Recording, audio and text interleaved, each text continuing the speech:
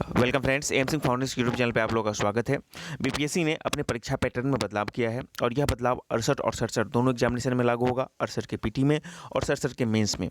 लेकिन बहुत सारे सवाल अभी भी इस बदलाव के पीछे हैं जो छात्रों के दिमाग में उठ रहे हैं, उनका जवाब उनको नहीं मिल रहा है। और सबसे बड़ा सवाल कि इस नए बदलाव को किस तरह से जो छात्र हैं वो एडजस्ट करें, उसके साथ अपना सामंजस्य बैठाएं। तो इन्हीं मुद्दों पर हम लोग बात करेंगे। साथ ही सब महत्वपूर्ण चीज़ क्या है कि 68 का विज्ञापन आपको अगले 2-3 दिन में ही देखने को मिलेगा। कल ऐसी खबरें थी मीडिया के माध्यम से कि मतलब कि अगले साल का, लेकिन नहीं, आज आया है कि 2-3 दिन में ही मिलेगा।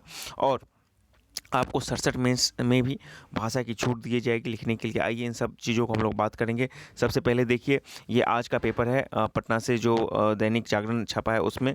यहाँ पे विशेष विभागों में अभियान में 10 लाख भर्तियाँ करेगी केंद्र सरकार। यहाँ पर केंद्र सरकार की बात की जा रही है। हम केंद्र सरकार को यहाँ पर छोड़ते हैं, उनका भर्ती कब आता नहीं आता है नहीं पता है। लेकिन यहीं पर देख लीजिए, ये आज ही के पेपर में जो नलिनी रंजन, बहुत ही वरिष्ठ पत्रकार हैं मतलब दैनिक जागरण के, और बीपीएससी के संबंध में इनका लगातार कवरेज रहता है और लगभग इनकी हर एक चीज़ें सही रहती है। तो इन्होंने जो परीक्षा नियंत्रक है उसके हवाले से बताया है कि 8 डीएसपी सहित 241 पदों के लिए दीपावली से पहले 68वीं की अधिसूचना आएगी। तो आज समझ लीजिए, आज का ये अखबार का खबर है। तो आप समझ सकते हैं कि दिवाली आपको है सोमवार को, तो उससे पहले नोटिस आ जाएगा। तो शनिवार या रविवार, मोस्ट प्रोबेबली कल ही आपको नोटिस आ जाए, नहीं तो आपको शनि से रविवार तक ये नोटिस आ जाएगा, ठीक है ना। अब इसको और हम लोग जरा डिटेल से पढ़ते हैं, थोड़ा धुंधला है, इसको हम यहीं पे पढ़ते हैं। आइए, इसी का कटिंग जो है यहाँ पे है। 8 सीएसपी समेत 241 पदों पर दिवाली से पहले 68वीं की नोटिफिकेशन। तो यहाँ पे बताया गया बिहार लोक सेवा आयोग बीपीएससी की 68वीं परीक्षा के विज्ञापन जारी होने के लिए तैयारी अंतिम चरण में है। अब तक समान प्रशासन विभाग की ओर से बीपीएससी को कुल 241 पदों के लिए अधियाचना प्राप्त हुई। इसमें 8 पुलिस विभाग में पुलिस उपाधीक्षक यानी डीएसपी, इसके अतिरिक्त कॉमर्शियल टैक्स अधिकारी के साथ सहायक निर्वाचन अधिकारी 8 प्रखंड पंचायती राज पदाधिकारी के 40, आरडीओ के साथ उत्पाद विभाग के उत्पाद अधिकारी, ठीक है ना, उत्पाद अधिकारी, ये जो होगा इंस्पेक्टर रैंक का होगा 20, ठीक है ना। ऑब्वियसली जो इंस्पेक्टर रैंक का बहाली होगा वो बीपीएससी के थ्रू ही होगा, ये बात आपको पता है। तो उसमें 20 होगा। प्रखंड अनुसूचित जाति अनुसूचित जनजाति कल्याण पदाधिकारी के 60। अच्छा, अब यहाँ पे जो उत्पाद अधिकारी का ये नया पद सृजन हुआ है वहाँ पर 20 यहाँ पे आया है। तो इसके इतर आप जान लीजिए, जो एक्साइज दरोगा का वैकेंसी का वेट कर रहे हैं, तो ऑब्वियसली दरोगा वाला वैकेंसी वहाँ पर भी जाएगा, तो उसका भी नोटिफिकेशन आपको देखने को मिलेगा, इसी साल देखने को मिलेगा और बहुत जल्द देखने को मिलेगा। खैर, उसकी बात हम लोग अगले वीडियो में करेंगे। और यहाँ पे देख लीजिए, प्रखंड अनुसूचित जाति जनजाति कल्याण विभाग के 60, प्रखंड राजस्व अधिकारी का 39 से 241 पदों के लिए अब तक वैकेंसी आया है। आयोग के सचिव परीक्षा नियंत्रक अमरेंद्र कुमार ने बताया कि 241 अधियाचना 16 विभाग से प्राप्त हुई है। इसके लिए विज्ञापन दिवाली से पहले जारी कर दिया जाएगा। तो ऑब्वियसली आपको पता है कि अब 2-3 दिन दिवाली में बाकी है। आयोग के सचिव सह परीक्षा नियंत्रक अमरेंद्र कुमार ने बताया कि 68वीं संयुक्त जो प्रतियोगिता के तहत प्रारंभिक परीक्षा जनवरी 2023 में संभावित है, जबकि मुख्य परीक्षा अप्रैल 2023 में की जाने रही है। तो वही है कैलेंडर का जो इम्प्लीमेंटेशन की बात है, उसी कैलेंडर के अकॉर्डिंग ये इसको बढ़ाया जा रहा है। अब है क्या 241 पद ही रहेगा? तो नहीं, ऑब्वियसली जैसे 67 में भी हमने देखा था कि नोटिफिकेशन आ जाता है और पीटी एग्जाम से पहले तक जितने भी वैकेंसी आता है उसको ऐड कर दिया जाता है इसमें, ठीक है ना, अधियाचना प्राप्त होती है। तो ऑब्वियसली ये सीट आपको बढ़ेगा, 500, 600, 700 तक जा सकता है अनुमान के मुताबिक। लेकिन हाँ, 241 तो नहीं रहेगा, ये सीट बढ़ जाएगा अनडाउटेबली, ठीक है, क्योंकि और अधियाचनाओं अभी को भेजनी जानी है। अभी चाहिए, ये तो बात हो गई। अब जरा निगेटिव मार्किंग वाला का देख लीजिए, इसके बारे में तो आपने जानिए, हम यहाँ पे बात भी करेंगे इस बदलाव को आप लोगों को कैसे एक्सेप्ट करना है। खासकर मैं ग्रामीण परिवेश या संसाधन विहीन छात्रों की बात कर रहा हूँ, क्योंकि मैं बताऊँगा कंक्लूजन की ये वास्तव में किन छात्रों को फ़ायदा पहुँचाने की बात की जा रही है। किसी को बुरा लग सकता है, लेकिन बिल्कुल ऑथेंटिक आपको बताऊँगा यहाँ पर विश्लेषण करने के बाद। आइए, अब यूपीएससी परीक्षा में होगी निगेटिव मार्किंग, इसके संबंध में आपने कल ही देख लिया था कि बिहार लोक सेवा आयोग ने परीक्षाओं को लेकर बड़ा बदलाव किया है। अब बीपीएससी की परीक्षाओं में नेगेटिव मार्किंग हुई। बीपीएससी की 68वीं सहित सभी पीटी परीक्षाओं में ये नियम लागू हो गए। बीपीएससी की सभी वस्तुनिष्ठ परीक्षाओं में 50 प्रश्न स्टार मार्किंग के होंगे। मतलब कि आपका जो 150 प्रश्न होता है, पता है ना, उसमें से कुछ प्रश्न एनालिटिकल होते हैं, ठीक है ना, करंट में भी और स्टैटिक्स पोर्शन के भी, और उसको 2-3-4 स्टेप जाने के बाद आपको आंसर देना हो, तो ऐसे प्रश्न को स्टार मार्किंग कर दिया जाएगा, ठीक है ना। इसका ये मतलब रहेगा कि इसका वैल्यू 2 नंबर है, ठीक है ना, और ऐसे कुल 50 प्रश्न होंगे उस मतलब 150 प्रश्नों में, ठीक है ना। तो इस तरह से रहेगा। ये प्रश्न अन्य प्रश्नों की अपेक्षा थोड़ा कठिन होंगे। इन प्रश्नों को सही जवाब देने पर 2 अंक मिलेंगे, गलत जवाब देने पर अंक कटेंगे। तो इसी में आपको नेगेटिव मार्किंग रहेगा, ठीक है ना। जो नेगेटिव मार्किंग वो उन्हीं 50 प्रश्नों में ही होगा। और आइए, गुरुवार को आयोजित मुख्यालय में संवाददाता सम्मेलन में बीपीएससी अध्यक्ष अतुल प्रसाद ने ये बातें कही। उन्होंने बताया कि 68वीं बीपीएससी संयुक्त परीक्षा सहित सभी वस्तुनिष्ठ वाले परीक्षा में यह नियम लागू होगा। यह लागू होगा। पीटी में अभ्यर्थियों को 150 प्रश्नों के ही जवाब देने होंगे, लेकिन यह परीक्षा 200 अंकों के लिए जाएगी। सिलेबस में बदलाव नहीं किया गया है, बस इसमें 50 प्रश्न ऐसे होंगे जिनमें स्टार मार्क होगा। इससे सही जवाब देने वाले अभ्यर्थियों को 2 अंक दिए जाएंगे, गलत जवाब देने वाले का अंक काटा जाएगा। कितना अंक काटा जाएगा नहीं था, लेकिन हमको लगता है कि ओबियसली 1 अंक काटा जाएगा, या फिर कितना काटा जाएगा, या फिर 0.25 काटा जाएगा, कितना काटा जाएगा देखने वाली बात होगी।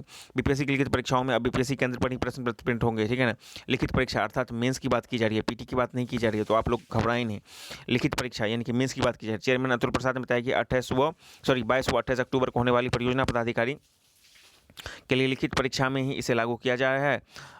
मतलब मेंस परीक्षा में परीक्षा हॉल में ही अभ्यर्थियों के सामने प्रश्न पत्र प्रिंट होंगे। प्रश्न की सीलबंद सॉफ्ट कॉपी तैयार होगी। आयोग के सचिव अमरेंद्र कुमार ने बताया कि यह प्रयोग सही होने के बाद आगामी सभी लिखित परीक्षाओं में से लागू कर दिया जाएगा। 67वीं मुख्य परीक्षा के लिए फॉर्म भरने के समय अभ्यर्थियों को जो है 67वीं मुख्य परीक्षा के लिए फॉर्म भरने के समय अभ्यर्थियों से एक रेल लाई जाएगी। इसमें अभ्यर्थियों के स्केलिंग चाहत रखते हैं या नहीं की फीडबैक है। अब बहुत सारे छात्र स्केलिंग की भी बात कर रहे थे ना 67 में, मतलब बहुत दिन से की जा रही है कि आप देख रहे हैं मैथ, साइंस या फिर इंजीनियरिंग बैकग्राउंड के छात्रों को कितना ज़्यादा नंबर मिल जाता है, वहीं आर्ट ह्यूमैनिटीज़ छात्र पिछड़ जाते हैं। तो स्केलिंग का डिमांड बहुत उठ रहा है। तो एक यहाँ पे फीडबैक लिया जाएगा, ठीक है ना। जब आप परीक्षा का फॉर्म भरिएगा मेंस का 67 का, तो वहाँ पे आपको फीडबैक लिया जाएगा कि आप स्केलिंग चाहते हैं कि नहीं चाहते हैं। और फिर जब उसका जो भी सर्वे होगा उस सर्वे के डाटा के अकॉर्डिंग जो है हो सकता है कि वहाँ पे स्केलिंग इंट्रोड्यूस किया जाए, या फिर स्केलिंग इंट्रोड्यूस नहीं भी हो तो कुछ ऐसी चीज़ आए ताकि जो इधर के छात्रों को नुकसान होता है ना, ह्यूमैनिटीज़ वालों को, तो उसको थोड़ा सा कंपनसेट किया जा सके, ठीक है ना। अब ये बात हो गई। अब चलते हैं हम लोग, ये जो बदलाव हो गया है अब इसमें आप लोगों को क्या करना है, ठीक है ना। यहाँ पे हिंदी और अंग्रेजी में उत्तर देने की बाध्यता नहीं होगी। बीपीएससी की परीक्षाओं में अभ्यर्थियों को हिंदी अंग्रेजी में उत्तर देने की बाध्यता नहीं रहेगी। अभ्यर्थी अपने अनुसार अलग अलग विषय में हिंदी या अंग्रेजी में जवाब या दोनों में जवाब देख सकते हैं। आप समझिए, आपको होता था ना GS1 और GS2 की बात की जा रही है, या ऑप्शनल की बात की जा रही है, सिर्फ भाषा के विषय को छोड़कर। और पिछले जो भाषा होगा, अब संस्कृत तो संस्कृत, मैथिली तो मैथिली, इंग्लिश तो इंग्लिश, हिंदी तो हिंदी, तो इसकी तो भाषा की विषय की बात नहीं होगी ना। भाषा विषय को छोड़ देते हैं तो आपके जो भी मतलब कि हैं, है ना, जैसे किसी का हिंदी ऑप्शनल है तो खैर वो तो भाषा हो गया, तो हिंदी में ही देंगे। इसके अतिरिक्त किसी का सोशोलॉजी है, या फिर किसी का LSW है, किसी का हिस्ट्री है, तो वो दोनों में दे सकते हैं। इसी तरह से GS1 GS2 में भी दोनों में दे सकते हैं। आपको पहले भरा लिया जाता था ना कि, और ये बदलाव आपको 67 से ही लागू होंगे, 67 का मेंस में ही लागू हो जाएगा। होता था ना कि आप इंग्लिश में देना चाहते हैं, हिंदी में देना चाहते हैं, और बहुत साथ पूछते थे कि सर यदि हम इंग्लिश में दे सकते हैं तो क्या मतलब इंग्लिश में हम पत्र लिख सकते हैं। बहुत सारे ये भी पूछते थे, सर क्या ऑप्शनल हम इंग्लिश में दे दें और GS1 GS2 हिंदी में दे दें, या फिर इस तरह से मतलब ये हिंदी में दे दें वो इंग्लिश में दे, इस तरह सवाल पूछते थे। इनफैक्ट किसी एक विषय में भी आप यहाँ पे अभ्यर्थी अपने अनुसार अलग अलग विषयों में हिंदी या अंग्रेजी या दोनों जवाब दे सकें, ठीक है ना। तो आप दोनों जवाब दे सकते हैं।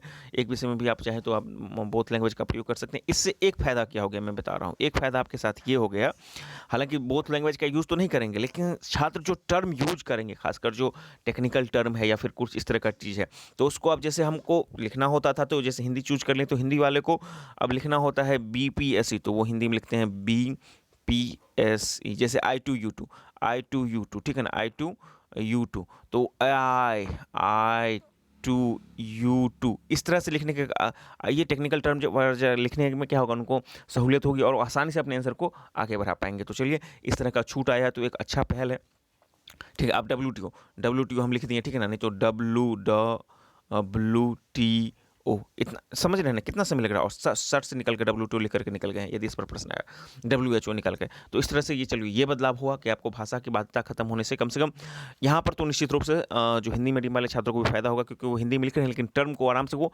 अंग्रेजी में अब अपने सुविधा अनुसार यूज कर पाएंगे, ठीक है ना। तो ये एक अच्छा उनके लिए पहल है। बाकी लैंग्वेज का बैरियर नहीं रहेगा, आपको जिस विषय में भी देना होगा दीजिए। हमको लगता है सर से ये इंट्रोड्यूस हो जाएगा, और ये एक अच्छी पहल है। स्केलिंग वाला देखना क्या होगा। अब आइए, इस बदलाव को हम लोग एक्सेप्ट कैसे करें। सबसे बड़ी बात है नए छात्र, क्योंकि यहाँ पे जो बदलाव आया है तो कठिन प्रश्नों का निर्धारण कैसे होगा, क्योंकि एक ही प्रश्न अलग अलग विद्यार्थियों के लिए कठिन अथवा आसान हो सकता है, ये बात आप सबको पता है। तो ये एक थोड़ा सा विवादित प्रश्न है, हाँ, कि कौन सा कठिन कौन सा आसान होगा। तो ये एक चुनौती है या फिर विवाद के बिंदु है। आप जब निगेटिव मार्किंग लाने के बाद ई ऑप्शन को रखना किस हद तक सही होगा, क्योंकि ऑप्शन ई के साथ नेगेटिव मार्किंग प्रश्नों को अत्यधिक कठिन बना देगा। जैसे ही ई ऑप्शन हटे हुए तो ऑलरेडी अपने आप में ई नहीं है, उसमें अपने आप में 2 ऑप्शन समाहित किए हुए हैं, और उसके बाद आप उन 50% में नेगेटिव भी ला रहे हैं, तो ऑब्वियसली ई ऑप्शन को हटाइए वहाँ से। ये बात भी एक बहुत महत्वपूर्ण हो जाता है कि जब आप वहाँ पे नेगेटिव ला रहे हैं तो ई को हटाइए वहाँ से, तभी संभव हो पाएगा। क्योंकि यूपीएससी बोल रही है बीपीएससी के कि हम यूपीएससी के पैटर्न को अपना रहे हैं, उस तरह की चीज़ों को कर रहे हैं, तो यूपीएससी तो ये ऑप्शन नहीं लाती है ना, तो आप उस 50% में कम से कम ई ऑप्शन को हटाइए। अब ये 50-50 फार्मूला क्या हो गया यहाँ पे देखिए आप, 100 प्रश्न साधारण स्तर के होंगे, जैसे बीपीएससी हमेशा पूछती है, 100 मार्क्स इसका होगा, 1 मार्क्स का, और 50 प्रश्न एनालिटिक अथवा यूपीएससी के स्तर के होंगे, जिसको आपको स्टार मार्क किया होगा, ठीक है ना, उसको आप 50 गुने 2 यानी कि 100 नंबर के हो जाएगा। तो आज 100 नंबर आपको बीपीएससी वालों के लिए जो ट्रेडिशनल पैटर्न पर तैयारी करते थे, और 100 नंबर जो बिल्कुल यूपीएससी के छात्रों को यहाँ पे अधिक से अधिक मौका देने का, आप स्पष्ट रूप से समझिए, जो यूपीएससी का या इस तरह के लेवल की तैयारी कर रहे हैं उनको स्पष्ट रूप से मौका देने का, ठीक है ना। तो अब उसको आप उस तरह से नहीं बोल के वो तुक्का और मेरिटोरियस, ऐसी कोई बात नहीं है, हर एक छात्र मेरिटोरियस ही होता है अपने अपने तैयारी के स्तर पर, ठीक है। तो मैं स्पष्ट बात करना चाहूँगा, इधर बीपीएससी वाले जो ट्रेडिशनल पैटर्न से तैयारी करते हैं, इधर यूपीएससी वाले जो इस तरह की तैयारी करते हैं, दोनों को अब समान अंक दिए जा रहे हैं, ठीक है ना। अब देखिए इसी प्रश्नों के गलत उत्तर देने पर आपको नेगेटिव मार्क होगा। जो 50 प्रश्न होंगे जिसमें मार्क होगा उसको नेगेटिव काटेगा, तो आप मतलब गलत उत्तर दीजिएगा तो नेगेटिव मार्क होगा। मोटे तौर पर 100 अंक बीपीएससी के पुराने पद्धति पर और 100 अंक आपको यूपीएससी के पैटर्न पर, और ऑब्वियसली इससे भी यूपीएससी वाले छात्रों को फायदा होगा अनडाउटेबली होगा, ठीक है ना। क्योंकि ऑब्वियसली जब वो यूपीएससी की तैयारी कर रहे हैं तो उनके पास तो ट्रेडिशनल जो भी प्रश्न उनका तो संग्रह अच्छा से होगा ही। हाँ, इस नुकसान से यदि छात्र बचना चाहते हैं जो ट्रेडिशनल पैटर्न पर हैं, तो उनको कुछ अभी से बदलाव करना पड़ेगा अपनी तैयारी में। और वो बदलाव क्या करना पड़ेगा, आइए आगे की राह हम ये बतला रहे हैं कि छात्रों को पहले इस बदलाव के लिए खुद को मानसिक तौर पर तैयार करना होगा कि चलो ठीक है, बदलाव प्रकृति का नियम है, हमको भी इसके साथ आगे बढ़ना है और हम भी इसको एक्सेप्ट करेंगे। इसके लिए अपने आप में बदलाव करना पड़ेगा, तैयारी के पैटर्न में थोड़ा सा चेंज करना पड़ेगा। गाइड बुक के साथ साथ अब टेक्स्ट बुक भी पढ़ना होगा, जैसे कि एनसीईआरटी या एनसीईआरटी का एक्सट्रैक्ट जो भी होता है ना, सार संग्रह इस तरह की चीज़ें होती हैं, या फिर बीटीबीसी की टेक्स्ट बुक है, खास करके 6 से 10वीं तक के पॉलिटिका, ज्योग्राफी का, उसके बाद आपको क्या कहते हैं, सॉरी 6 से 10 तक के आपको साइंस से सहित आपको सोशल साइंस दोनों का पढ़ना पड़ेगा।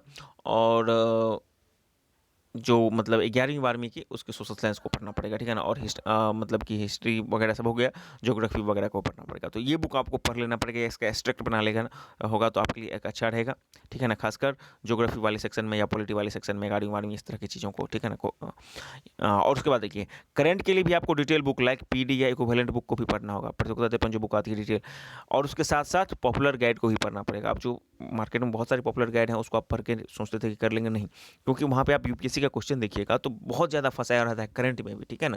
तो उस तरह के पैटर्न को बदलाव करना पड़ेगा। और इसके लिए आपको मदद क्या करेगा, तो बीपीएससी प्रीवियस ईयर पेपर के साथ साथ यूपीएससी पीटी के प्रीवियस ईयर पेपर का भी गहन अध्ययन करना पड़ेगा, खासकर 2013 के बाद से लेकर के अब तक का, ठीक है ना। और उसके अनुसार अपनी तैयारी करनी पड़ेगी, क्योंकि नोटिफिकेशन आपको 2-3 दिन में आ रहा है, तो इस तरह से आपको तैयारी भी करनी पड़ेगी, नहीं तो बहुत दिक्कत हो जाएगा। और ऑब्वियसली मेंस के लिए मैंने बता दिया कि मेंस में अलग अलग विषयों में हिंदी या अंग्रेजी या दोनों विषयों में आप जवाब दे सकेंगे, जो कि 67 से ही लागू हो जाएगा। तो चलिए कुछ बदलाव यहाँ पे लाया गया है, बस मेरा एक यही है कि बीपीएससी प्रयोग का अड्डा बन के नहीं रह जाए, और ऐसा ना हो जाए कि बड़े बदलाव करने के चक्कर में जो मूलभूत चीज़ें हैं वही पीछे छूट जाए, इस पर होमवर्क नहीं किया हो गया हो, आनन फानन में लागू कर दिया जाए और इससे छात्र कुछ खास भर के बाहर हो जाएं।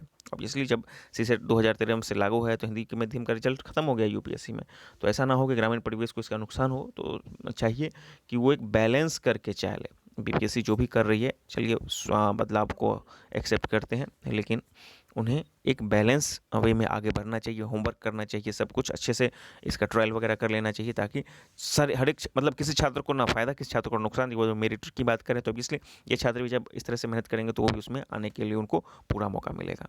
आगे इसके संबंध में आप लोग घबराना नहीं है, तैयारी जारी रखिए, नोटिफिकेशन आने दीजिए, और उसके बाद बिल्कुल डिटेल वे में फिर से हमको तैयारी इसको हम लोग पैटर्न बना करके आप लोगों को करवाएंगे जो हमारे साथ जुड़े हुए हैं।